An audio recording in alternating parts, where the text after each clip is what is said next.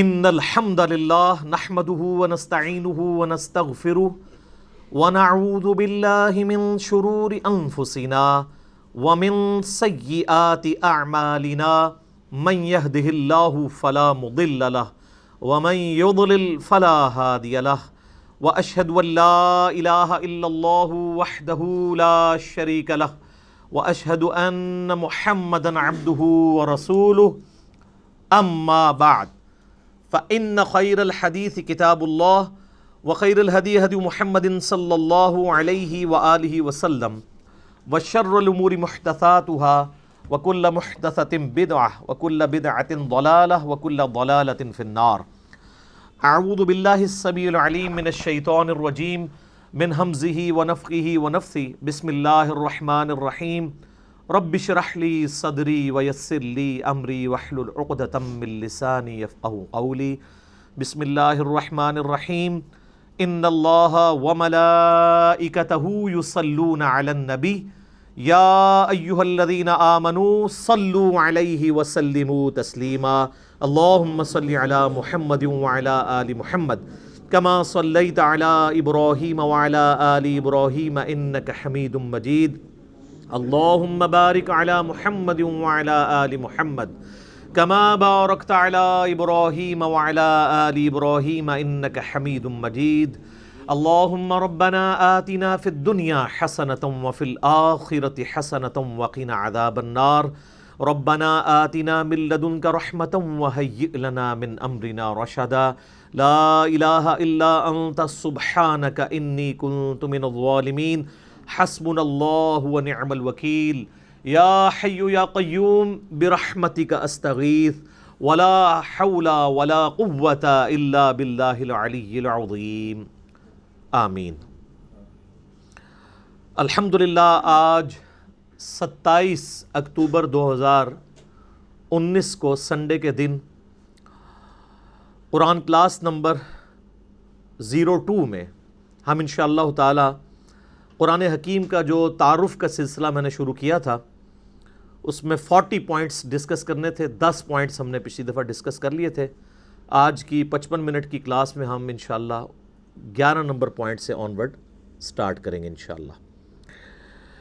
علمی point number 11 وہ ہے میرے بھائیوں، قرآن حکیم کا 2/3 حصہ جو ہے وہ مکی قرآن پر مشتمل ہے اور 1/3 حصہ مدنی قرآن پہ ہے.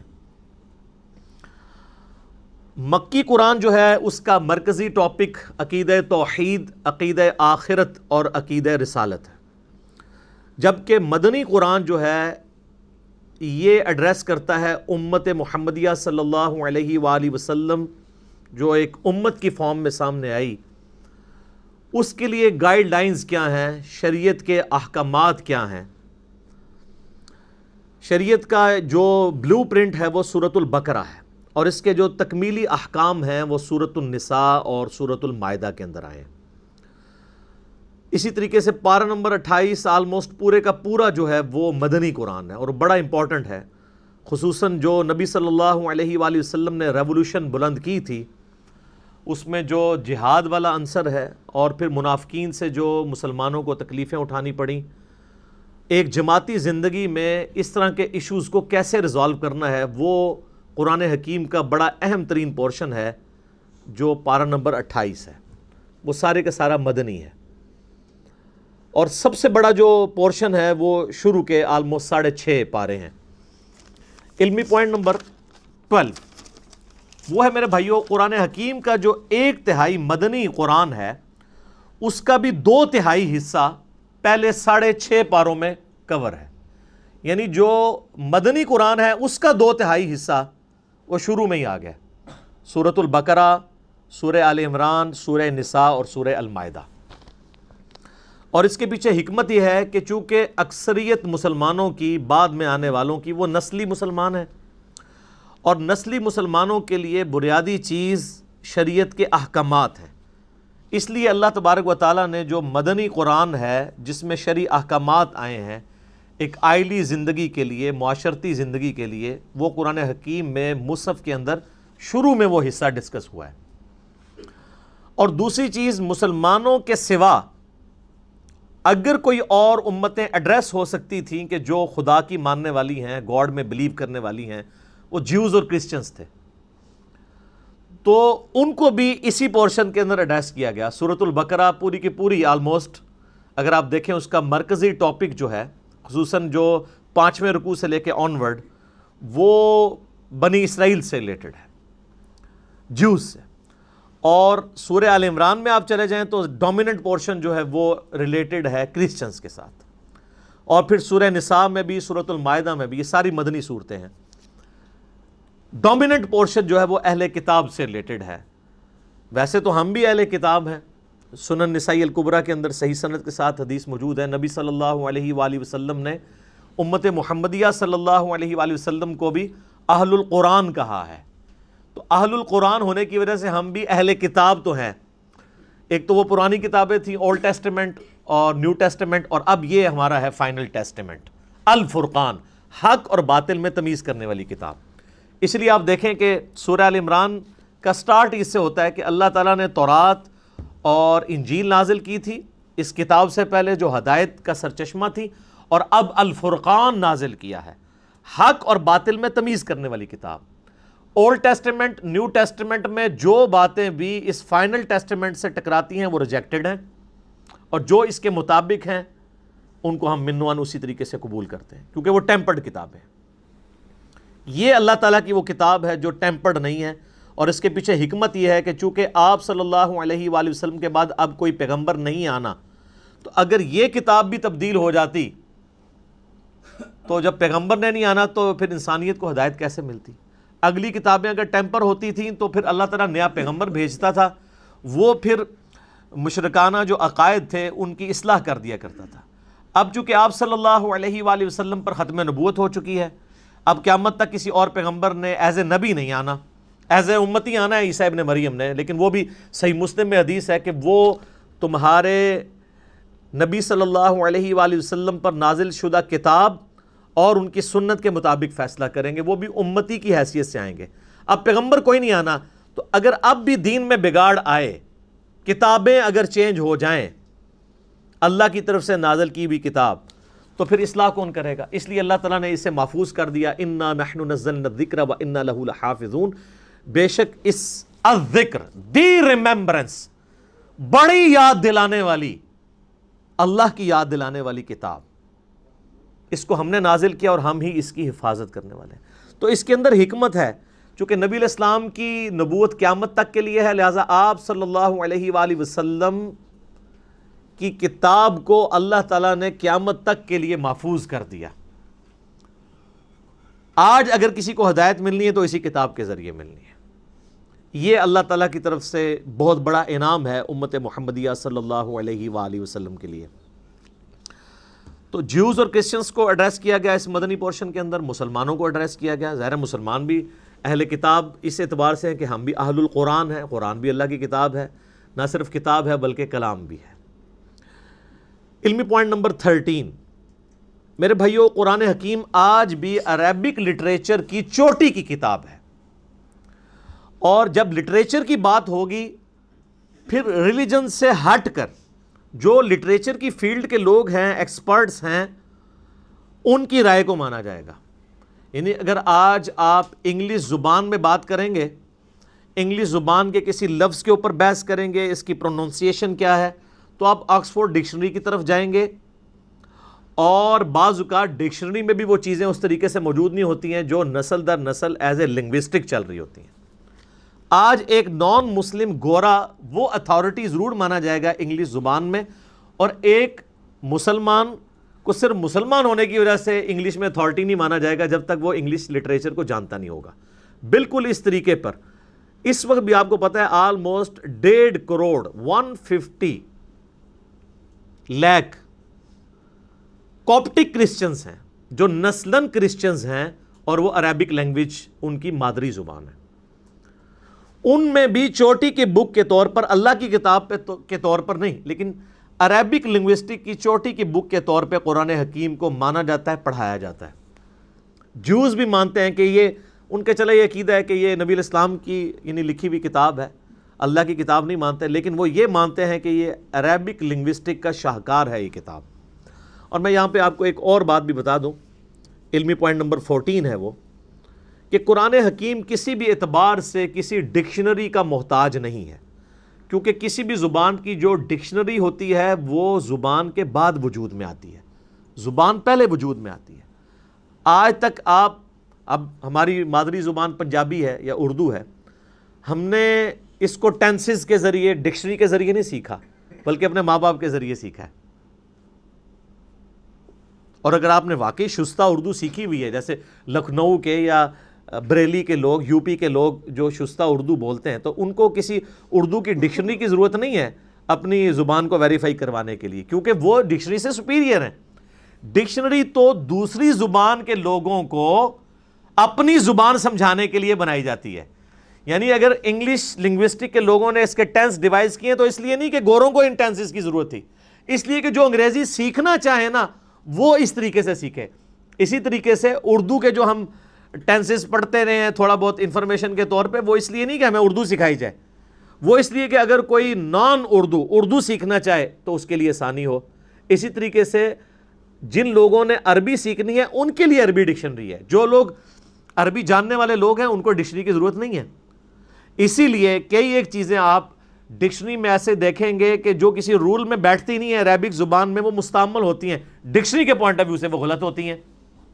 یہ میں اس لیے آپ کو بتا رہا ہوں کہ کتنے نان مسلمز ہیں جنہوں نے قرآن حکیم کی عربی لنگوسٹک کے اوپر بھی اعتراض کیے ہیں، باقاعدہ اس کے اوپر مناظرے رکھے ہوئے ہیں۔ جو کاپٹک کرسچنز ہیں یا جیوز ہیں جو بائی برتھ عربک لینگویج جاننے والے لوگ ہیں، انہوں نے عربک زبان کی ڈکشنری کے مطابق قرآن حکیم میں کچھ غلطیاں ہائی لائٹ کی ہیں کہ یہاں پر یہ لفظ نہیں یہ والا لفظ آنا چاہیے تھا۔ مثال کے طور پر قرآن حکیم میں آپ کو کئی جگہ ملے گا کہ اللہ تعالیٰ انبیاء کرام علیہ السلام کو پلورل کے سیغے سے مخاطب کرتا ہے، جمع کے سیغے سے، لیکن بعد میں جو بات ہو رہی ہوتی ہے وہ سنگولر کے سیغے میں۔ یعنی قوم عاد نے رسولوں کا انکار کیا، وہ کہتے ہیں جی قوم عاد نے تو ایک رسول کا انکار کیا تھا، یہ جمع کا سیغہ کیوں آیا ہے؟ تو اب قرآن حکیم صرف لٹریچر کی کتاب نہیں ہے، یہ دعوت بھی ہے، تذکیر بھی ہے، نصیحت بھی ہے۔ تو پھر ہم ان کو بتاتے ہیں کہ چونکہ قرآن کی ڈاکٹرائن یہ ہے کہ جس نے ایک رسول کا انکار کیا اس نے سارے رسولوں کا انکار کیا۔ لا نفرق بین احد من رسلی، ہم رسولوں میں ایمان لانے میں فرق نہیں کرتے۔ آج اگر کوئی شخص سارے انبیاء کو مانے، عیسیٰ ابن مریم کا انکار کر دے علیہم السلام، چاہے وہ نبی علیہ السلام کے لیے اپنی جان بھی دینے کے لیے تیار ہو جائے، ہم اسے کافر کہیں گے، کیونکہ ایک پیغمبر کا انکار بھی سارے نبیوں کا انکار ہے۔ تو جب کہا جاتا ہے کہ قوم عاد نے رسولوں کا انکار کیا، قوم سمود نے رسولوں کا انکار کیا، وہ کہتے ہیں جی جمع کے سیغے سے بات کیوں ہو رہی ہے، انہوں نے تو وقت کے ایک پیغمبر کا انکار کیا تھا۔ تو ہم کہتے ہیں کہ انہوں نے ایک وقت کے پیغمبر کا انکار کر کے گویا سارے پیغمبروں کا انکار کر دیا، پوری اس ڈاکٹرائن کا انکار کر دیا۔ تو اس طرح کی وہ پھر عربی لنگوسٹک کے اعتبار سے وہ غلطیاں نکالنے کی کوشش کرتے ہیں۔ تو یاد رکھیے گا کہ قرآن حکیم کی عربک کو کبھی بھی آپ نے عربی ڈکشنری سے نہیں سمجھنا، بلکہ عربک جو مستعمل ہے عرب کے بادیہ نشین لوگوں کی، اس کے مطابق سمجھنا، جو میں نے پچھلی دفعہ بتایا تھا کہ قرآن حکیم جو آراب تھے، پینڈو لوگ، گاؤں کے رہنے والے لوگ، بادیہ نشین ریگستانوں میں رہنے والے لوگ، ان کے ڈائلیکٹ میں قرآن حکیم نازل ہوا ہے، اور آج وہ اسی طرح کی عربی بولتے ہیں۔ ویسے تو قرآن حکیم کی برکت سے آلموسٹ عربک جو ہے وہ فریز ہو چکی ہوئی ہے۔ مصر کے اندر تھوڑا بہت فرق ہے عربک لینگویج کا، لیکن وہ چند ایک الفاظ میں پچھلی دفعہ ڈسکس کر چکا ہوں، اس لیے میں اس کو لے کے نہیں چلوں گا آگے۔ اور میں آپ کو بتاؤں کہ کئی مسلمان بھی ہیں جنہوں نے صرف قرآن حکیم کو سپیریئر ثابت کرنے کے لیے عربی ڈکشنری کے باقاعدہ خود قرآن حکیم میں ڈکشنری کے پوائنٹ آف ویو سے جو غلطیاں بنتی ہیں نا، وہ نکال کے کتابیں لکھی ہوئی ہیں کہ ڈکشنری تو یہ کہتی ہے قرآن میں یہ لفظ اس طرح آیا ہے۔ اور وہ اس لیے نہیں کہ وہ قرآن کی غلطی نکال رہے تھے، بلکہ وہ بتانا چاہ رہے تھے کہ قرآن حکیم سپیریئر ہے ڈکشنری پہ، ڈکشنری تو بعد میں بنی ہے۔ تو وہی پھر وہ اٹھاتے ہیں کچھ لوگ اور وہ کہتے ہیں نہیں قرآن میں یہ فالٹ، یہ فالٹ، یہ فالٹ، باقاعدہ اس کے اوپر مناظرے بھی ہوئے ہیں، مسلمانوں نے پھر اس کو کلیریفائی بھی کیا ہے، کتابیں بھی لکھی گئی ہیں اس ٹاپک کے اوپر۔ علمی پوائنٹ نمبر 15، قرآن حکیم میرے بھائیوں ہمارے محبوب صلی اللہ علیہ وآلہ وسلم نے اپنی مبارک زندگی میں خود لکھوایا تھا۔ اس کی ایک ایک آیت، اس کی صورتوں کی ترتیب، اور کس جگہ پہ کون سی آیت مکمل ہوتی ہے، کون سی صورت پہلے ہے کون سی بعد میں ہے، سورۃ الفاتحہ سے لے کر سورۃ الناس تک ایک ایک ٹائنیز ڈیٹیل یہ ہمارے محبوب صلی اللہ علیہ وآلہ وسلم نے خود لکھوائی ہے ریٹن فارم میں۔ قرآن بھی کہتا ہے نا الذی علم بالقلم، قرآن حکیم کی جو پہلی 5 آیات سورۃ العلق کی نازل ہوئی ان میں اللہ تعالیٰ نے پین کے بارے میں کہا ہے کہ پین کے ذریعے، قلم کے ذریعے اللہ نے علم کو سکھایا ہے، نسل در نسل علم ٹرانسفر ہوا ہے پین کے ذریعے۔ اب اسی کی ماڈرن فارم آپ کے سافٹ ویئرز ہیں، پی ڈی ایفس ہیں، جو کچھ بھی ہیں، الٹیمیٹلی پین ہی ہے نا، چاہے وہ ان پیج میں آپ ٹائپ کر لیں یا مائکروسافٹ آفس میں ٹائپ کر لیں، وہ پین ہی ہے ماڈرن فارم میں، سافٹ فارم میں۔ تو نبی علیہ السلام وہی لکھواتے تھے، پھر وہی لکھوانے کے بعد پھر آپ کراس چیک کرتے تھے۔ بخاری مسلم میں درجنوں احادیث اس پر گواہ ہیں، آپ علیہ السلام لکھوا کے پھر کہتے تھے پڑھو، وہ پڑھ کے سناتے تھے، پھر نبی علیہ السلام اس کو اگر کہیں پر غلطی ہوتی تھی ریکٹیفائی کرتے تھے لکھنے میں۔ اور پھر سورۃ القیامہ میں اللہ تعالیٰ نے باقاعدہ اس چیز کو ایڈریس کیا ہے کہ نبی صلی اللہ علیہ وآلہ وسلم کو اللہ تعالیٰ نے حکم دیا کہ جب قرآن نازل ہو آپ اپنی زبان کو تیزی سے حرکت نہ دیا کریں کہ اسے کریم کر لیں، ہمارے ذمے ہے آپ کو اس قرآن کو یاد کروانا اور اس کا بیان بھی۔ اس کانٹیکسٹ میں بخاری میں حدیث بھی ہے، عبداللہ ابن عباس کہتے ہیں کہ نبی علیہ السلام کے سینے پہ جب قرآن نازل ہوتا تو آپ اپنی مبارک زبان کو تیزی سے حرکت دیتے تھے، جو کچھ آپ کے سینے میں آتا تھا اسے بیان کرنے ریپیٹ کرتے تھے تاکہ میں کہیں بھول نہ جاؤں۔ تو اللہ تعالیٰ نے کہا یہ آپ بھولیں گے نہیں، یہ ہمارے ذمے ہے، قرآن کو یاد کروانا بھی اور اس کا بیان بھی، اس کی تشریح بھی سنت اور احادیث کی فارم میں، یہ اللہ تعالیٰ نے اپنے ذمے لیا۔ آپ علیہ السلام لکھواتے تھے، پھر کاؤنٹر ویریفائی کرتے تھے، سنتے تھے، حتیٰ کہ بخاری میں آتا ہے کہ نبی علیہ السلام سے ہر سال حضرت جبرائیل علیہ السلام دورہ قرآن کیا کرتے تھے۔ جتنا قرآن نازل ہوا ہوتا تھا نا، آپ علیہ السلام حضرت جبرائیل کو سنایا کرتے تھے اسی ترتیب سے، کون سی آیت کس جگہ پہ رکھی ہوئی ہے، کس صورت میں۔ یہ اکٹھی تو نہیں نازل ہوئیں، بعض مکی صورتیں ایسی ہیں ان میں مدنی آیات ہیں، وہ اللہ تعالیٰ نے وحی کے ذریعے بتایا کہ جو مصحف لوح محفوظ میں اس کی ترتیب یہ ہے، آپ نے اس طریقے سے امت کو لکھوانا ہے۔ تو آپ علیہ السلام لکھواتے تھے، بلکہ جبرائیل علیہ السلام سے پھر دورہ قرآن ہوتا تھا، اس دورہ قرآن میں جبرائیل علیہ السلام آپ علیہ السلام سے قرآن سنتے تھے۔ اور بخاری میں حدیث ہے کہ سیدہ فاطمہ نے آپ علیہ السلام کی وفات سے کچھ عرصہ پہلے آپ علیہ السلام سیدہ فاطمہ کو ملنے گئے یا آپ کو ملنے کے لیے آئیں، تو آپ صلی اللہ علیہ وآلہ وسلم نے ان کے کان میں ایک بات کہی تو وہ رو پڑی، اور ایک اور بات کی تو وہ ہنس پڑی۔ پہلے آپ نے یہ بات کی کہ ہر سال جبرائیل علیہ السلام میرے پاس ایک دفعہ آتے تھے دورہ قرآن کے لیے، اس دفعہ 2 دفعہ آئے ہیں، مجھے لگتا ہے کہ میں آئندہ برس زندہ نہیں رہوں گا۔ تو اس پہ سیدہ فاطمہ رو پڑی۔ پھر آپ علیہ السلام نے ان کے کان میں کہا کہ کیا تم اس بات پہ خوش نہیں ہو کہ اللہ تعالیٰ نے تمہیں جنتی عورتوں کی سردار بنایا ہے، اور میرے مرنے کے بعد سب سے پہلے میرے اہل بیت میں سے تم مجھے آ کے ملو گی۔ 6 مہینے بعد ان کی ڈیتھ ہو گئی۔ تو اس پہ سیدہ فاطمہ خوش ہوئی۔ یہ حدیث بخاری مسلم دونوں میں ہے۔ اما عائشہ کہتی ہیں حضور کی زندگی میں نے کوشش ہی نہیں کی میں سیدہ فاطمہ سے یہ پوچھوں کہ حضور علیہ السلام نے آپ کے کان میں کیا باتیں کی تھیں جس پہ آپ روئیں اور ہنسی۔ پھر حضور کی وفات کے بعد میں نے سیدہ فاطمہ سے کہا کہ فاطمہ، جو میرا حق ہے تم پر، میں تمہاری ماں لگتی ہوں، اس حق کے سبب میں تم سے سوال کرتی ہوں کہ نبی علیہ السلام نے تمہارے کان میں کیا بات کی تھی۔ پھر انہوں نے دونوں باتیں ریپیٹ کی۔ تو 2 دفعہ دورہ قرآن کیا۔ لہٰذا یہ جو ایک دجال عورت پیدا ہوئی تسلیمہ نسرین بنگلہ دیش میں، جس نے کہا کہ یہ قرآن حکیم کی ترتیب جو ہے یہ توقیفی نہیں ہے بلکہ یہ خود سے لوگوں نے، صحابہ کرام نے اپنے اعتبار سے اس کو کیا مینج، نہیں، نبی علیہ السلام نے اس کی ترتیب اسی طریقے سے لکھوائی ہے جو اللہ تعالیٰ نے وحی کے ذریعے آپ کو بتائی تھی۔ اور آپ علیہ السلام امی تھے۔ اچھا، امی کے لفظ کے اوپر بھی لوگوں میں نا ایک بڑا عجیب سا، بعض اسے گستاخی سمجھتے ہیں اور بعض دوسری ایکسٹریم پہ چلے جاتے ہیں۔ امی ہونا آپ علیہ السلام کا کوئی عیب نہیں ہے۔ امی آپ اس اعتبار سے بھی تھے کہ سورہ شورا میں، قرآن حکیم میں اللہ تعالیٰ نے سورہ شورا کے اندر مکہ کو ام القریٰ کہا ہے، بستیوں کی ماں، کیونکہ سینٹرل آپ کی بعثت خاصہ عرب کے لوگوں کے لیے تھی، اس وجہ سے بھی آپ امی ہیں۔ اور اس اعتبار سے بھی امی ہیں کہ آپ علیہ السلام نے کسی کی شاگردگی نہیں کی، آپ لکھنا پڑھنا نہیں جانتے تھے، اور یہ آپ کا عیب نہیں تھا، آپ کی خوبی تھی۔ ڈاکٹر اقبال کا شاعر ہونا ان کی خوبی ہے، لیکن نبی علیہ السلام کا شاعر ہونا ان کی خوبی نہیں ہے۔ قرآن میں اللہ تعالیٰ نے فرمایا سورہ یاسین میں، وَمَا عَلَّمْنَاهُ الشِّعْرَ وَمَا يَنبَغِي لَهُ، ہم نے ان نبی کو صلی اللہ علیہ وآلہ وسلم شعر کہنا نہیں سکھایا اور نہ ان کے شان ہے، کیونکہ اگر آپ شعر کہنا سیکھے ہوئے ہوتے تو لوگ کہتے کہ یار اتنے عرصے سے پریکٹس کر ہی رہا تھا تو ایک ریفائنڈ کتاب اس نے لکھی دینی تھی، کہ اس میں ملکوتی غنا، ایک ڈیوائن میوزک تو چلتا ہے، اگرچہ وہ برابر نہیں، آزاد نظم کا سٹائل ہے، لیکن بہرحال وہ ایک چیز تو ہے۔ الرحمن علم القرآن خلق الانسان علمہ البیان۔ تو نبی علیہ السلام نے پوری زندگی نہ کسی فلاسفر کی شاگردگی کی نہ کسی شاعر کی، اسی لیے تو لوگ پھر حیران ہوئے کہ یار یہ اللہ تعالیٰ کا کلام ہے۔ تو آپ امی تھے، اور یہ آپ کا عیب نہیں تھا، آپ کی خوبی تھی، اور اس کا ذکر اللہ تعالیٰ نے سورۃ العنکبوت میں کیٹاگوریکل اس حوالے سے مینشن کیا ہے کہ آپ علیہ السلام کی یہ خوبی کیسے بن گئی۔ سورۃ العنکبوت میں اللہ تعالیٰ نے آیت نمبر ہے یہ 48، اعوذ باللہ من الشیطان الرجیم، وما کنت تتلو من قبلہ من کتاب، اور اے نبی صلی اللہ علیہ وآلہ وسلم اس کتاب کے نزول سے پہلے آپ کسی کتاب میں سے کوئی چیز پڑھ نہیں سکتے تھے، یعنی آپ کی کمپیٹنسی نہیں کہ آپ پڑھ سکیں، ولا تخطہ بیمینک، اور نہ آپ اپنے دائیں ہاتھ سے کچھ لکھ سکتے تھے، نہ آپ لکھنا جانتے تھے نہ پڑھنا جانتے تھے۔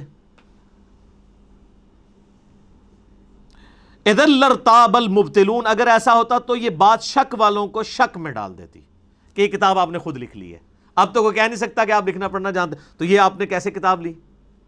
یہ آپ نے نہیں لکھی، اللہ نے آپ کے دل پر نازل کی۔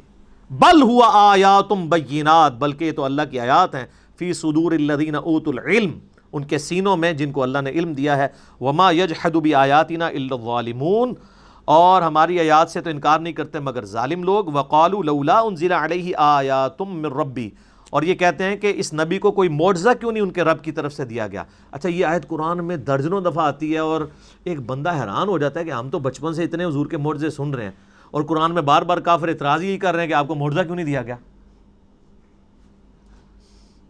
معجزات ہیں بخاری مسلم میں، ٹینجیبل فارم میں، فزیکل فینومینا آف نیچر توڑنے والے حسی معجزات، لیکن قرآن حکیم میں جو وہ معجزات وہ ڈیمانڈ کرتے تھے نا، وہ سورہ بنی اسرائیل میں ہیں، جس میں میں نے 4 لیکچر دیے، مثلا number 131 A B C D، 9 معجزات وہ مانگتے تھے۔ وہ کہتے تھے ہمارے سامنے آسمان پہ چڑھ کے بتاؤ، اور صرف چڑھنے کو نہیں مانیں گے، اوپر سے ہمارے سامنے یوں کتاب لے کے نازل ہو، آپ یوں اشارہ کرو تو آپ کے لیے نہریں رواں ہو جائیں، باغات میں پھل اگنے شروع ہو جائیں۔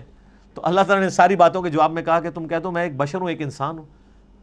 تو معجزہ نبی علیہ السلام کا جس پہ دعوی نبوت ہے نا، وہ ایک ہے، وہ یہ کتاب ہے، کیونکہ قیامت تک کے لیے نبوت ہے۔ آج آپ علیہ السلام کی جو بخاری مسلم میں معجزات ہیں کہ آپ علیہ السلام نے پانی کے ایک پیالے میں ہاتھ رکھا تو 1500 صحابہ نے وہ پانی پیا، جانوروں کو پلایا، سٹور کر لیا، اور بخاری مسلم میں جابر بن عبداللہ کے الفاظ ہیں، واللہ اگر ہم 1,00,000 بھی ہوتے تو وہ پانی زیادہ تھا جو ایک پانی کے پیالے میں سے آپ کی مبارک انگلیوں سے نکل رہا تھا۔ اور واللہ یہ معجزہ جو ہے نا حضرت موسیٰ کے معجزے سے بھی بڑا ہے۔ حضرت موسیٰ علیہ السلام تو پتھر پہ آسا مار کے پتھر سے پانی نکل آتا ہے، گوشت میں سے پانی نہیں نکلتا، لیکن اس کو دعوی نبوت کے لیے کلیم نہیں کیا گیا، یہ تو صحابہ کے سامنے ہوا۔ دعوی نبوت کے لیے صرف قرآن ہے، کیونکہ ہم اس معجزے کی ویڈیو نہیں نا آج دکھا سکتے، کس طرح کلیم کریں؟ قرآن کی ہم کہتے ہیں یہ لے چیک کریں، اس کو سائنس پہ پیش کریں، کسی اعتبار سے چیک کریں۔ تو ادھر ہی اللہ تعالیٰ نے اس ٹروتھ کو ریویل کیا۔ یہ کہتے ہیں یہ کافر کہ نبی علیہ السلام پہ معجزہ کیوں نہیں نازل کیا گیا؟ قل انما الآیات عند اللہ، اے نبی فرما دیجئے کہ معجزے تو اللہ کے پاس ہیں، وانما انا نذیر مبین، اور میں تو صرف ڈر سنانے والا ہوں۔ اولم یکفیہم، کیا ان کے لیے یہ معجزہ کافی نہیں ہے؟ انا انزلنا علیک الکتاب یتلی علیہم، کہ ہم نے ان کے اوپر کتاب نازل کی ہے جو ان پہ تلاوت کی جاتی ہے۔ یعنی نبی علیہ السلام کا واحد معجزہ کیا ہے؟ قرآن۔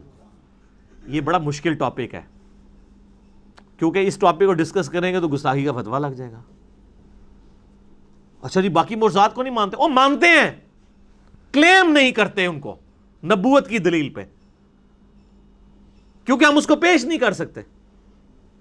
کون فزیکلی اس کو چیک کروا سکتا ہے؟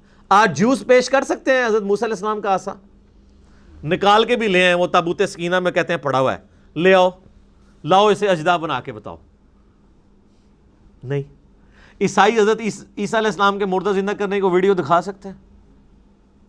تو ہم جس کی بنیاد پہ نبی علیہ السلام کے لیے پروفٹ ہونا کلیم کر رہے ہیں، ہم کہتے ہیں یہ لیں دیکھیں فزیکل فارم میں آپ کے سامنے یہ معجزہ ہے۔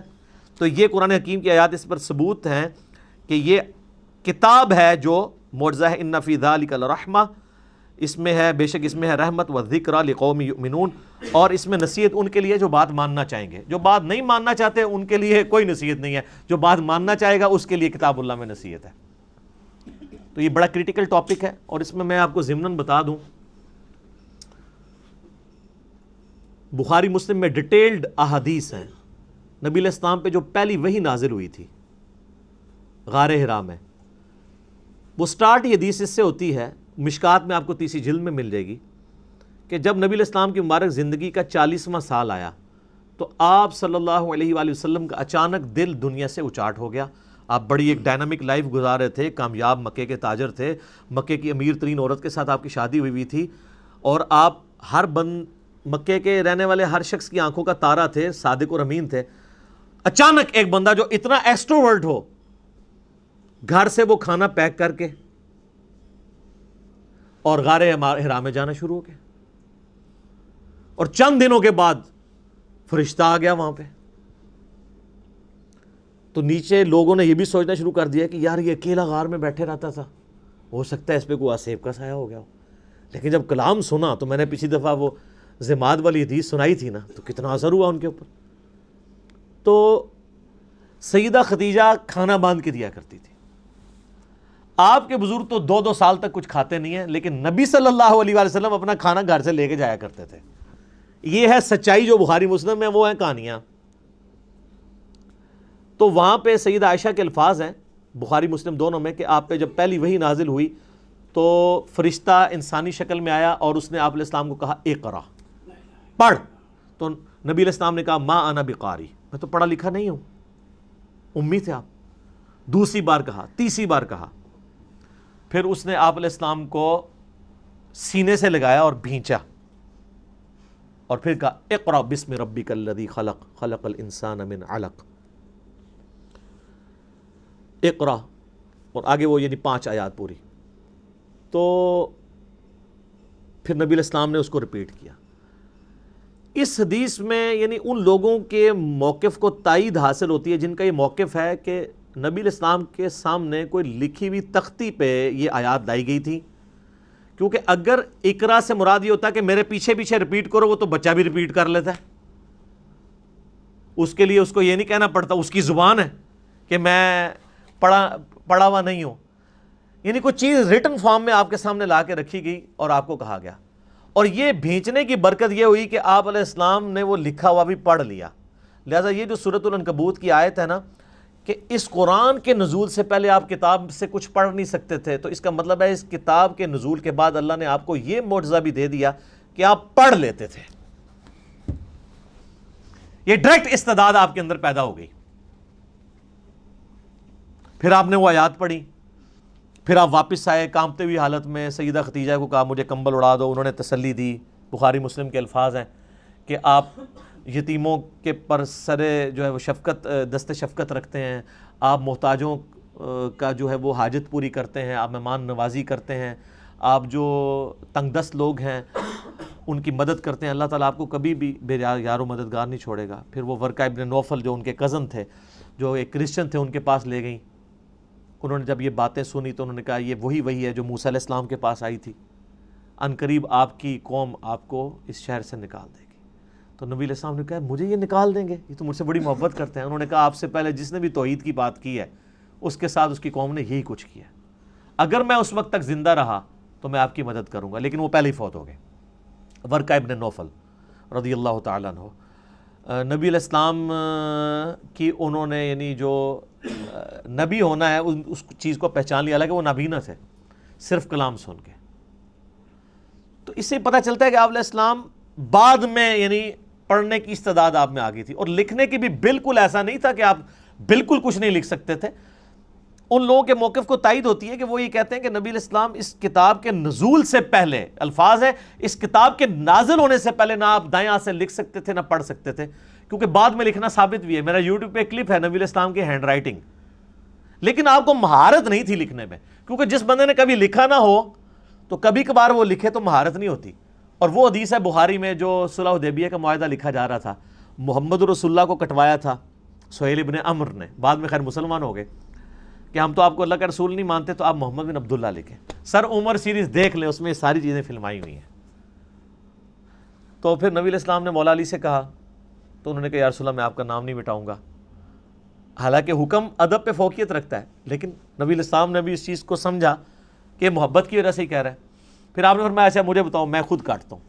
تو بخاری کے الفاظ ہیں، آپ نے محمد رسول اللہ پر لکیر پھیر کے اپنے مبارک ہاتھوں سے محمد ابن عبداللہ لکھا، اور وہ راوی حدیث کہتا ہے کہ نبی علیہ السلام لکھ رہے تھے لیکن آپ لکھنے پہ مہارت نہیں رکھتے تھے، یعنی آپ کی ہینڈ رائٹنگ اتنی واضح نہیں تھی، بہرحال آپ نے جو بھی تھا وہ لکھ لیا۔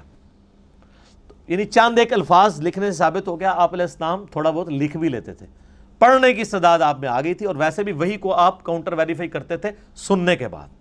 کئی کاتبین وہی اس میں یعنی شامل تھے جو جن کی ڈیوٹیز اس حوالے سے نبی صلی اللہ علیہ وآلہ وسلم نے لگائی ہوئی تھی۔ تو یہ امی کو میں نے کلیئر کر دیا کہ امی کا مطلب کیا ہے، یعنی یہ نعوذ باللہ اس کا مطلب کوئی جاہل ہونا نہیں ہے، یعنی آپ علیہ السلام کا یہ معجزہ تھا، اللہ تعالیٰ نے آپ کو اس طریقے سے رکھا۔ جس طرح حضرت عیسیٰ علیہ السلام کا معجزہ تھا کہ وہ یعنی شیرخارگی کی عمر میں بول پڑے تھے، نبی علیہ السلام کا معجزہ یہ تھا کہ 40 سال کی عمر تک پہنچتے ہوئے، یعنی لیونر کیلنڈر کے مطابق اور سولر کیلنڈر کے مطابق 39 ایئرز، لکھنا پڑھنا آپ نہیں جانتے تھے۔ اسی جب یہ کتاب آئی تو کسی نے یہ شک نہیں کیا جو سورۃ العنکبوت میں آیا، تاکہ لوگ شک میں نہ پڑ جائیں کتاب آپ نے لکھی ہے۔ تو یہ اللہ کا ڈیوائن پلان تھا، اس میں فٹ ان یہی پھر سکیم بیٹھتی تھی جو اللہ تعالیٰ نے رکھی، یہ اس کی حکمت ہے۔ علمی پوائنٹ نمبر 16 میرے بھائیوں، قرآن حکیم کی یہ جو موجودہ کتابی شکل ہے، اس کتابی شکل میں پہنچتے ہوئے آلموسٹ 25 سال اس کو لگے ہیں۔ اس 25 سالوں میں نبی علیہ السلام پہ جو قرآن نازل ہوا ہے وہ والے 23 سال شامل نہیں ہیں، اس کے بعد 25 سال لگے ہیں اس شکل میں آتے ہوئے۔ اس کی حکمت میں آپ کو اگلے پوائنٹس میں بتاتا ہوں۔ علمی پوائنٹ نمبر 17 وہ ہے میرے بھائیوں کہ عرب کے لوگوں کو اپنی میموری کے اوپر نا بڑا ناز تھا، وہ چیزیں زبانی یاد رکھتے تھے، کریم کرتے تھے، ان کو اتنی شاعرانہ کلام زبانی یاد ہوتے تھے، ان کے لیے کوئی پرابلم نہیں تھا چیزوں کو زبانی یاد رکھنا، اور اس پہ وہ فخر محسوس کرتے تھے۔ اب اس سینیریو کے اندر جب یہ کتاب نازل ہوئی تو صحیح بخاری میں آتا ہے کہ ابن مسعود کہتے ہیں میں نے 80 صورتیں نبی علیہ السلام سے خود سن کے یاد کی ہیں۔ آپ نماز میں پڑھتے تھے، آپ ذرا کریمنگ کا لیول دیکھیں کہ نماز میں وہ تہجد کی نماز میں سن رہے ہیں اور یاد بھی کر رہے ہیں، اتنے ان کے مضبوط حافظے تھے۔ ابھی بھی دیکھ لیں، آپ چھوٹے بچوں کو لگا لیں، کتنے بچے ہیں 8-9 سال کی عمر میں پورا قرآن حفظ کر جاتے ہیں، ابھی بھی کوئی مشکل نہیں ہے، لیکن وہ اب تھوڑا سا چونکہ ہمارا موڈ چینج ہو گیا ہے، ہماری پرائورٹیز چینج ہو چکی ہیں، اس لیے وہ والا معاملہ پیچھے چلا گیا۔ ہم زیادہ تر لکھی ہوئی چیزوں کے اوپر اعتماد کرتے ہیں، زبانی یاد رکھنے کے اوپر توجہ نہیں کرتے، اس لیے یہ ذرا مسئلہ آہستہ آہستہ پیچھے چلا گیا۔ اب چونکہ ان کو اپنی کریمنگ کے اوپر ناز تھا، یاد کرنے کے اوپر ناز تھا، اس لیے وہ قرآن پاک کے حافظ سینکڑوں کی تعداد میں صحابہ کرام میں موجود تھے۔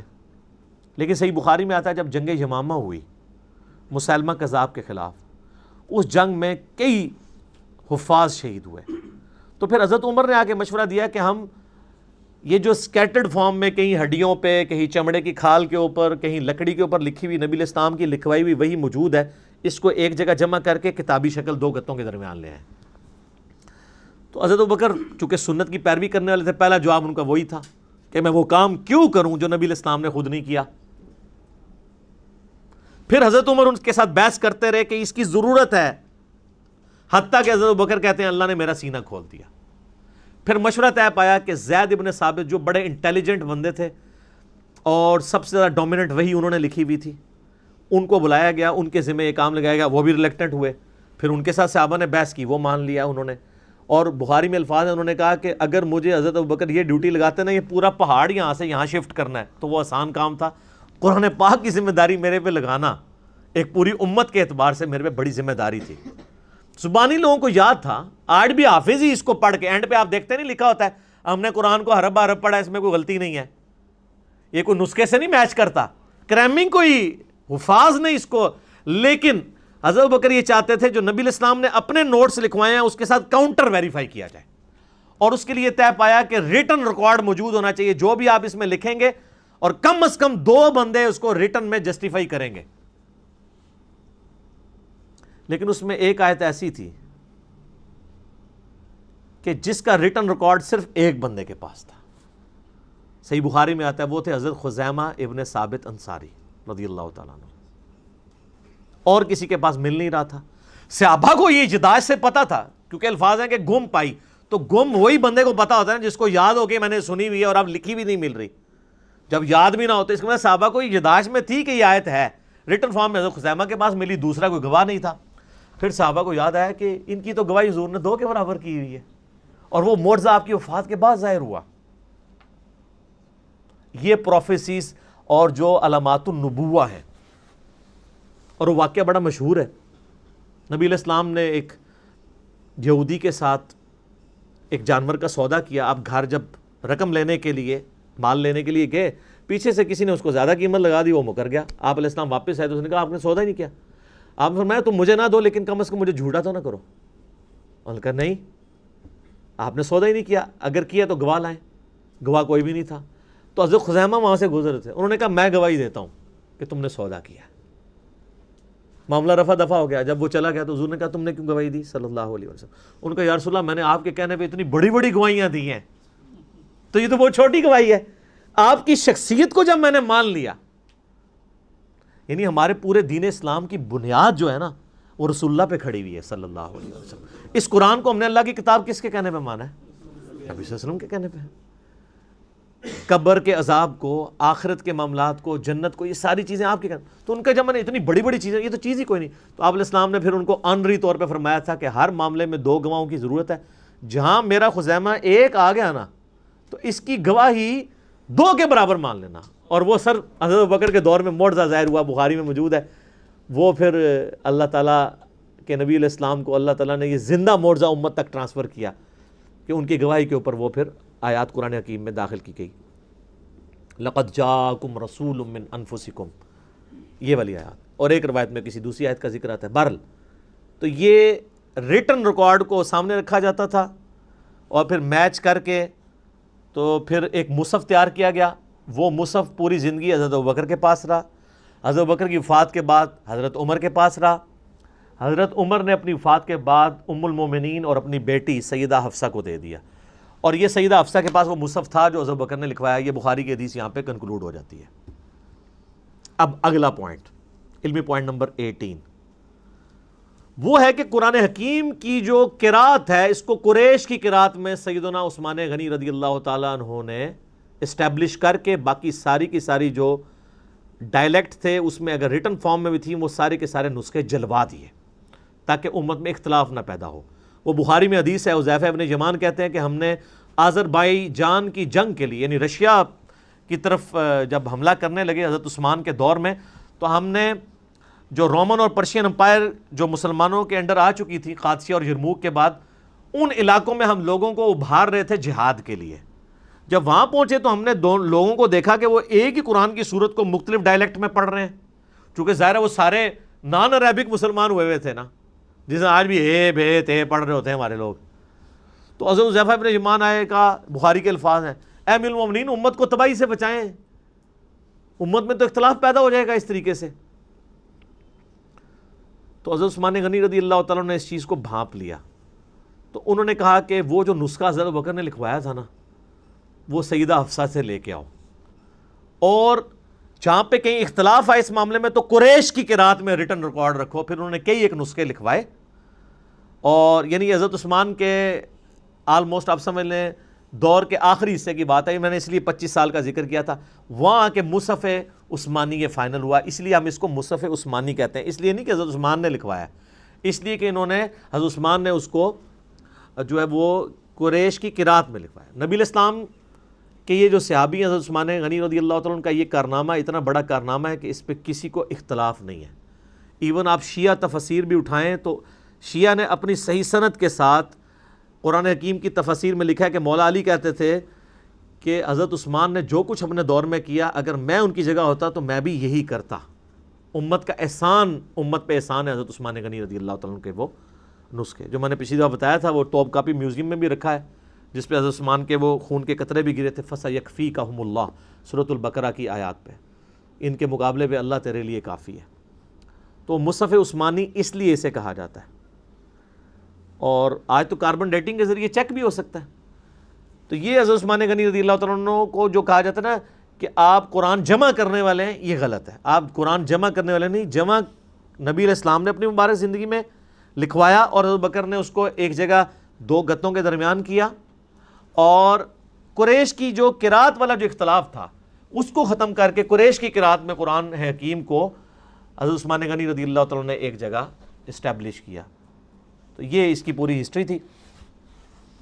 علمی پوائنٹ نمبر 19 وہ ہے میرے بھائیوں، یہ جو قرآن حکیم کا ہمارے پاس مصحف عثمانی ہے، اس پہ سنی اور شیعہ کا اجماع ہے. یہ بڑا پراپوگنڈا ہوتا ہے مناظروں میں بھی کہ جی شیعہ اس قرآن کو نہیں مانتے، اور آپ کو حیرانگی ہوگی کہ شیعہ سنیوں کے اوپر بھی اعتراض کرتے ہیں کہ سنی قرآن میں تحریف مانتے ہیں. وہ میرا آپ یوٹیوب پہ کلپ دیکھ لیں کیا شیعہ کافر ہیں، تو میں نے اس میں یہ ساری چیزیں کھولی ہیں. پریکٹیکلی اس وقت پوری دنیا کے پاس یہی قرآن ہے، مشرق سے لے کر مغرب تک، شمال سے جنوب تک. انڈونیشیا کا مسلمان ہو، افریقہ کا مسلمان ہو، رشیا کا ہو، امریکہ کا ہو، سب کانٹیننٹ کا ہو، کہیں سے قرآن پڑھنا شروع کریں، آیت آدھی پڑھیں چھوڑ دیں، اگلی آیت وہ پڑھے گا. دنیا میں اس وقت ملینز آف حفاظ موجود ہیں. کوئی دوسری رائے نہیں ہے قرآن حکیم میں کہ کوئی کہے کوئی آیت یہ آیت ادھر نہیں تھی ادھر ہے، یا آیت کے الفاظ جو ہے وہ غلط طریقے سے کوئی پڑھتا ہو. یہ مصحف عثمانی جو میرے ہاتھ میں ہے، یہ بلو بائنڈنگ میں آپ دیکھ رہے ہیں. یہ شاہ فہد پرنٹنگ پریس سعودیہ سے شائع ہوا ہے، اور یہ کاتب نے کمال رائٹنگ، یہ خط نسق میں لکھا ہوا ہے، جو ہم تاج کمپنی والی جو رائٹنگ ہے جو ہم یہاں سب کانٹیننٹ کے لوگ پڑھ سکتے ہیں.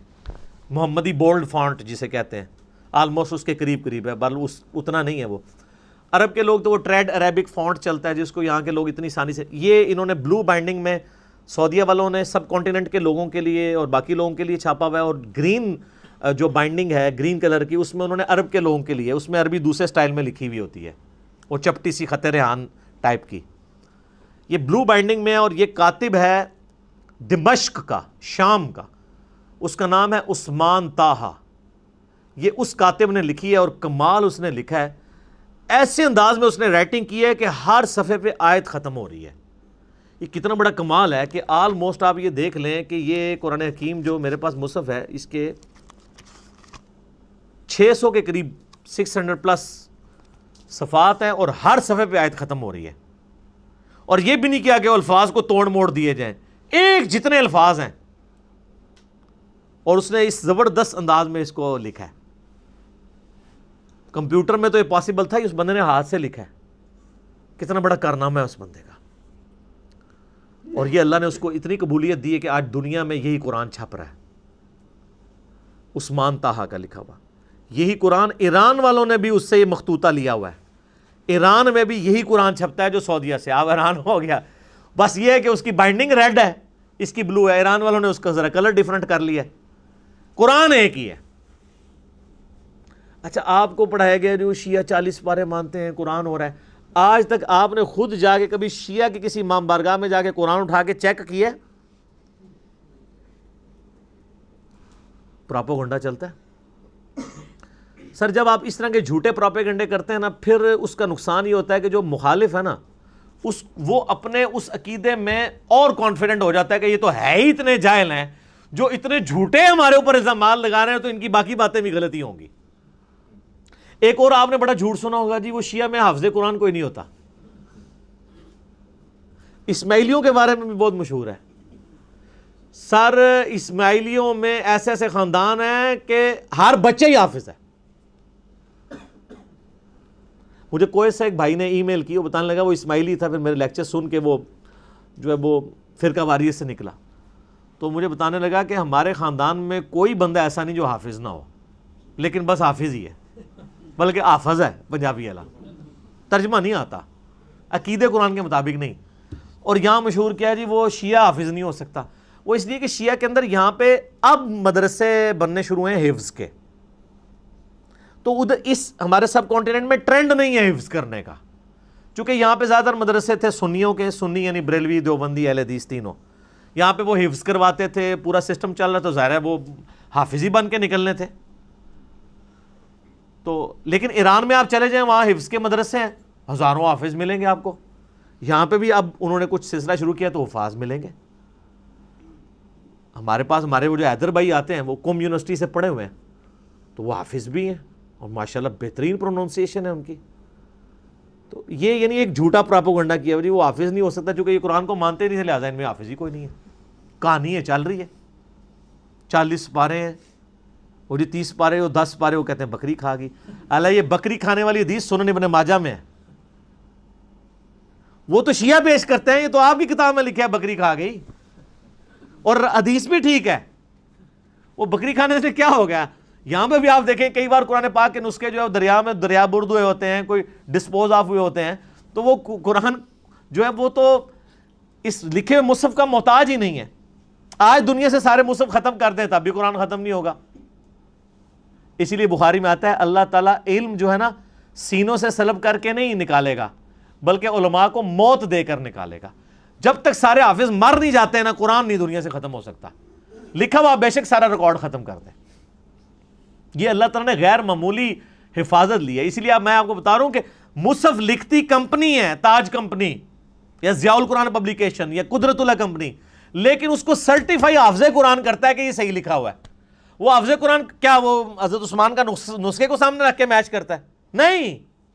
جو اس کو کریم کروایا گیا نسل در نسل عملی تواتر سے اجماع سے. اور یہ اتنا سٹرونگ سسٹم ہے کہ امام کعبہ بھی غلطی کرے اسے پیچھے لقمہ مل جاتا ہے. آج تک کسی بڑے سے بڑے عالم نے جب غلطی کی ہو کوئی احترام میں چپ رہتا ہے؟ لقمہ ملتا ہے سر. کوئی پڑھ نہیں سکتا. اب تو خیر ان کے لیے اور مصیبت کھڑی ہو گئی ہے نا. اب لوگوں نے smartphone air flight mode میں رکھے ہوتے ہیں. پہلے تو حافظ اتنی لمبی چھلانگیں مار جاتے تھے تراویح میں تو وہ سامع کے ساتھ ملی بھگت ہوتی تھی کہ جو اس کو ویک پورشن یاد ہوتا تھا اس پہ چھلانگ مار دیتا تھا. اب چھلانگ مار ہی نہیں سکتا. اس لیے حفاظ کی بھی چھانٹی ہو رہی ہے.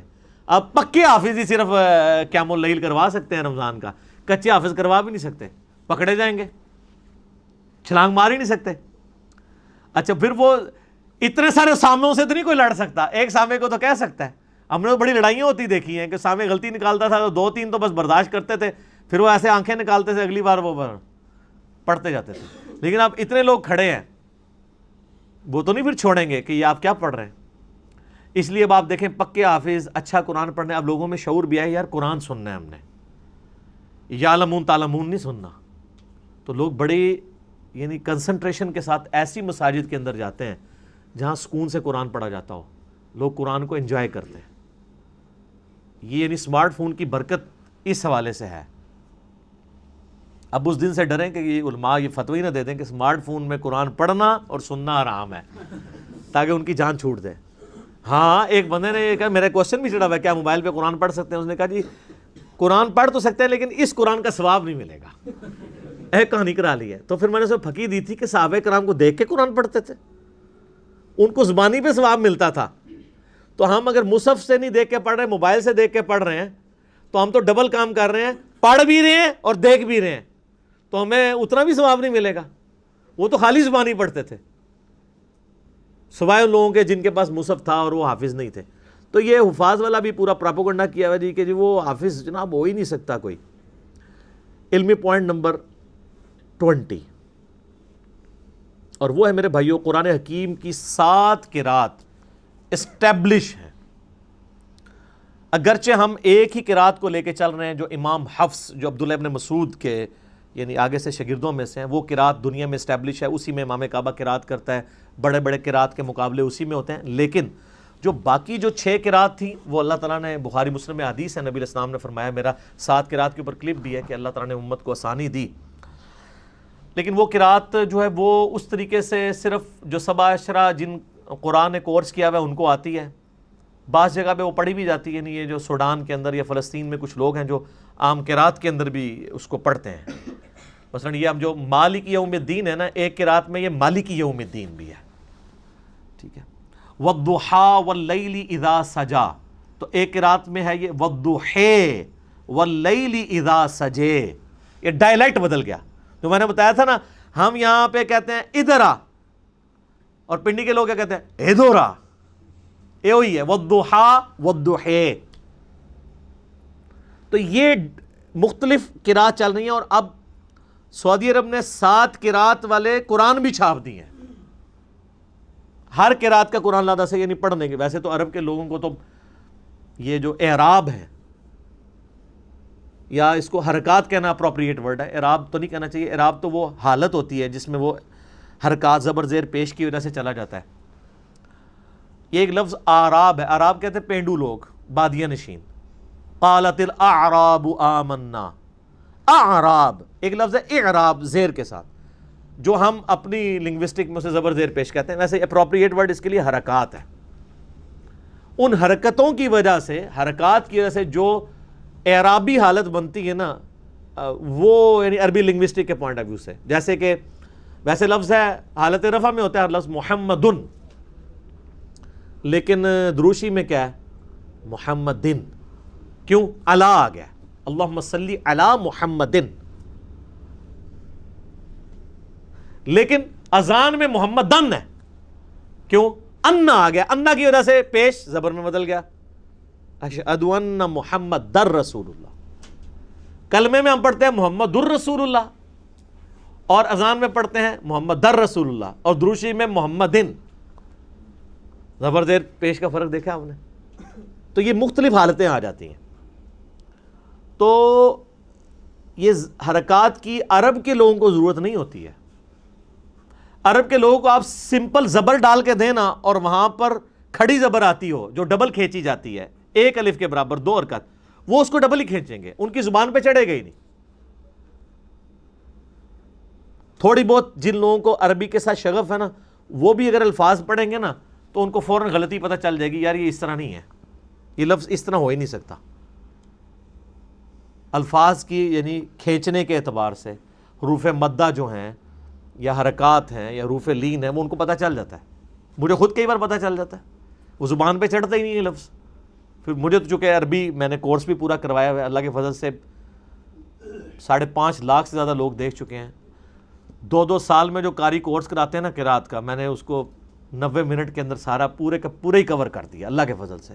وہ 90 منٹ کوئی دیکھ لے ایک نشیز میں بیٹھ کے، وہ ایک قاری کے برابر شاید اس سے بھی اچھی کر لے اگر وہ اس رولز کے مطابق چلنا شروع کر دے، وہ مشکل نہیں ہے۔ تو یہ جو 7 قرات ہیں قرآن حکیم کی اسٹیبلش ہیں، اور ابن مسعود کے بارے میں آتا ہے بخاری مسلم میں کہ وہ معوذتین آخری 2 سورتوں کو قرآن کا حصہ نہیں مانتے تھے، لیکن یہ چیز جو ہے نا، وہ بعض لوگ تو کہتے ہیں یہ روایتیں جعلی ہیں، لیکن میں نے یہ روایتیں ٹھیک ہیں۔ اصل میں عبداللہ ابن مسعود ان کو دعاؤں کے طور پہ مانتے تھے، اور بعد میں انہوں نے رجوع کیا، کیونکہ امام حفص کی جو قرات ہم تک چل رہی ہے، جو اس وقت امام عاصم حفص کی، وہ ابن مسعود کی قرات ہے، تو اس میں تو معوذتین موجود ہیں، پوری دنیا کے مسلمان اسے لکھتے ہیں اور پڑھتے ہیں، ایز اے قرآن اسے یاد کرتے ہیں۔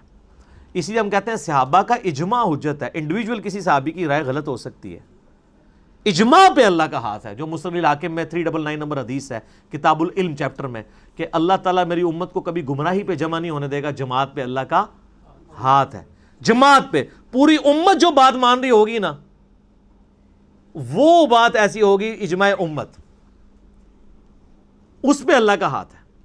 انڈیویجولی کسی بندے کی رائے غلط بھی ہو سکتی ہے، امت کا اجماع جو ہے نا وہ حفاظت کرتا ہے۔ ٹھیک ہو گیا؟ تو یہ 7 قرات والا ایک بڑا کریٹیکل ایشو ہے، میں نے اسی لیے اس کے اوپر حدیثیں بھی بخاری مسلم کی پیش کر کے نا ایک 7 قرات کا مسئلہ آپ یوٹیوب پہ لکھیں، 7 قرات کا اختلاف، ایک ویڈیو ریکارڈ کروا دی ہے، کیونکہ بعض لوگ غیر مسلم بھی اعتراض کرتے ہیں 7 قرات کی، ایسے وہ کہتے ہیں آپ کا کلیم ہے کہ قرآن کا ورژن کوئی نہیں ہے، قرآن ایک ہی ہے پوری دنیا میں، پھر 7 قرات کہاں سے آ گئیں، اور پھر سعودیہ والوں نے 7 قرات چھاپ بھی دی ہیں اب ریٹن فارم میں، اب وہ لا کے دکھاتے ہیں، وہ کہتے ہیں جی دیکھیں جی آپ کے قرآن میں تو یہ لفظ ایسے لکھا ہے، اس میں تو یوں لکھا ہوا ہے، اور اس میں صرف زبر زیر کا بھی فرق ہوتا نا تب بھی کام چل جاتا۔ مالک یوم الدین اور مالک یوم الدین یہ تو چل جائے گا کہ چلیں لکھنے میں دونوں ایک طرح ہی ہیں۔ ملک لکھے نا، ایک لفظ ہے ملک فرشتے کو کہتے ہیں، ایک لفظ ہے ملک بادشاہ کو کہتے ہیں، ملوکیت والا۔ تو یہ ہمارے یہاں پہ جو یعنی پنجاب میں لوگ ہیں نا، یہ ملک جو کہلواتے ہیں، چودھری ملک، وہ زیر والے ملک ہیں، یہ ملک نہیں ہے، فرشتے نہیں ہیں، انسان ہی ہے، یہ ملک وہ والا ہے، خلافت و ملوکیت والا وہ والا ملک۔ تو یہ یعنی زبر، ایک صرف زبر اور زیر سے کتنا فرق پڑ جاتا ہے، تو اس میں تو کام چل جائے گا۔ مالک یوم الدین کو عربی میں لکھا جاتا ہے تو ملک لکھا جاتا ہے، مالکی پڑھنا ہو جو ہماری قرات میں ہے تو کھڑی زبر لگا دیتے ہیں، اگر دوسری قرات میں پڑھنا ہو تو اس کی دوسری والی زبر لگا دیتے ہیں، مالکی کھڑی زبر ہوگی مالکی۔ اب یہ لفظ تو اپنی جگہ موجود ہے، صرف اس کی حرکات کی تبدیلی کی وجہ سے اس میں فرق پڑ گیا، یہ تو آپ کو عزم ہو جائے گا۔ لیکن جو صحیح بخاری میں ہے کہ ابن مسعود جو ہیں واللیل اذا یغشا والنہار اذا تجلی وما خلق الذکر والانثی، یہ ہمارے مصحف میں ہے، وہ ماں کے بغیر پڑھتے تھے وخلق الذکر والانثی، اس میں تو ماں ہی پورا غائب ہے، تو وہ پھر کافر لے آتے ہیں، وہ کہتے ہیں دیکھیں جی آپ کے اس میں لفظ میں ماں موجود ہے، اس میں ماں موجود نہیں ہے، لیکن معنوں میں فرق نہیں پڑتا۔ اس طرح کئی اور الفاظ ہیں۔ ایک قرات جو ہمارے پاس ہے لقد جاءکم رسول من انفسکم، تمہارے پاس رسول آئے تمہاری جانوں میں سے، تمہاری سپیشیز سے۔ ایک قرات میں لفظ ہے انفاسکم، اس کا مطلب ہو جائے گا تم میں نفیس ترین، بیک وقت دونوں معنی درست ہیں، وہ تو کام چل جاتا ہے، مسئلہ یہاں پہ آ کے ہوتا ہے۔ اسی لیے اہل تشیع میں کئی لوگ ہیں جن کا یہ موقف ہے کہ یہ 7 قرات فراڈ ہے، اگر ہم 7 قرات کو ماننا شروع کر دیں گے تو قرآن ڈاؤٹ فل ہو جائے گا۔ لیکن پرانے اہل تشیع میں اور اہل سنت سب کے سب 7 قراتوں کو مانتے ہیں، سوائے جو چند ماڈرن اسکالر ہیں، لیکن اس سے انکار ممکن نہیں ہے، 7 قرات ہیں، اس کی وجہ سے کوئی عقائد میں نظریات میں فرق نہیں پڑتا، نہ اس کو تماشا بنانا چاہیے، اور اگر کوئی ان 6 قرات کا انکار بھی کرتے ہم اس کی کوئی تکفیر نہیں کریں گے۔ امت صرف اسی ایک قرات کی پابند ہے جو مشرق سے لے کر مغرب تک، شمال سے لے کر جنوب تک پوری دنیا کے مسلمانوں کے ہاتھ میں، اور وہ یہ جو قرآن چھپ رہا ہے، جو میں نے بتایا بلو بائنڈنگ میں، عثمان طاہا دمشق کا رائٹر ہے، اس کے ہاتھ کی یہ لکھی ہوئی سعودیہ سے چھپتی ہے، اور یہی رائٹنگ اسی کا مخطوطہ ایران والوں نے ریڈ کلر کی بائنڈنگ میں چھاپتے ہیں، آپ چلے جائیں تو آپ کو مل جائے گا۔ ابھی صرف 20 پوائنٹ کور ہوئے ہیں، 10 پچھلی دفعہ، 10 اس دفعہ۔ ابھی قرآن حکیم کے کئی ایک اور امپورٹنٹ چیزیں ہیں جو اگلے 20 ٹاپکس میں امید ہے اگلی 2 لیکچرز کے اندر انشاءاللہ تعالیٰ کور ہو جائیں گے۔ اللہ تعالیٰ سے دعا ہے جو حق بات میں نے کہی اللہ تعالیٰ ہمارے دلوں میں راسخ فرمائے، اگر میرے منہ سے جذبات میں کوئی بات نکل گئی تو اللہ تعالیٰ ہمارے دلوں سے ہی معاف کر دے اور ہمیں معاف بھی کر دے، ہمیں کتاب و سنت کی تعلیمات پر عمل کر کے دوسرے بھائیوں تک پہنچانے کی توفیق عطا فرمائے۔ اللہم صلی علی محمد وعلی آل محمد کما صلیت علی ابراہیم وعلی آل ابراہیم انک حمید مجید۔ اللہم بارک علی محمد وعلی آل محمد کما بارکت علی ابراہیم وعلی آل ابراہیم انک حمید مجید۔ سبحانک اللہم وبحمدک اشہد ان لا الہ الا انت استغفرک واتوب الیک وما علینا الا البلاغ المبین۔ جزاکم اللہ خیرا۔